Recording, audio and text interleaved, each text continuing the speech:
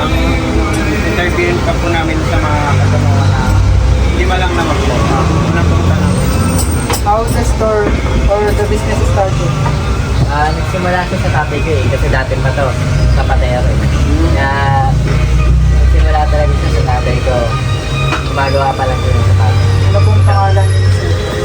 Fernando lang, Pando. Yung Pando Gusto, yung pangalan ko.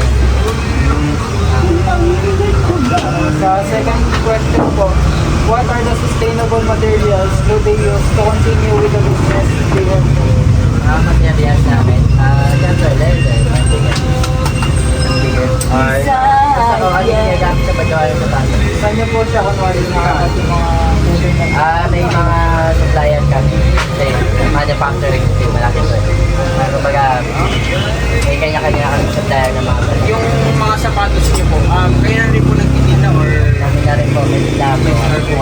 baka may nagsusupply na rin po kasi yung master. Nagsa-supply ko.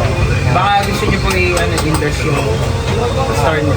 Ang store namin is, sa online, Marikina Ginilde. Marikina Ginilde. Tapos, located lang siya sa kabilang kalye, Jacinto Spring. Pwede yung sa daanan, mas maganda kung kayo rin.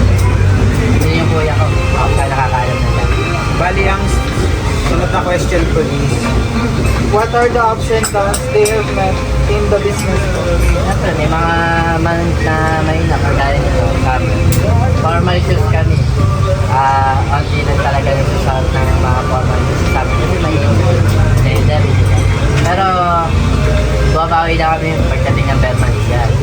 Ito kami buwabawi. Basta kung saan may malakas, sipag lang talaga. Pagka, pwede normal. Kung ano lang meron. bali, ang next question po is, What are the preparations do they have for their products to be globally competitive? Kailangan namin maging preparado sa quality. Sa quality, sa dami. Kasi para sa global, sa kagaya ng ibang bansa, marami yan sila tutukan. Kailangan natin napatay na para maging competitive. Pero quality pa, hindi mawawala yung quality. Kasi doon bumabalik yung mga customer. kumbaga po, trust. Trust ang Class. customer. Tama.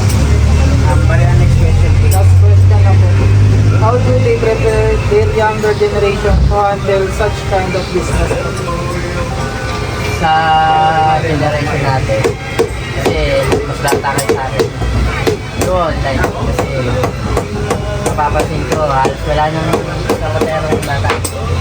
Baga, siguro magiging bandang sa generation natin.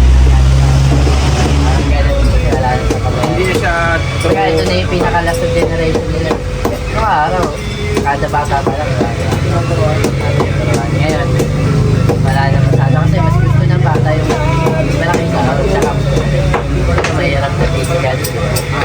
Kaya pero, pag sa online, makakapag-business sila. Suppliers na lang po na Marketing. Kanila na lang kung paano na papakito. Ganitong okay na po. Maraming salamat. Salamat po.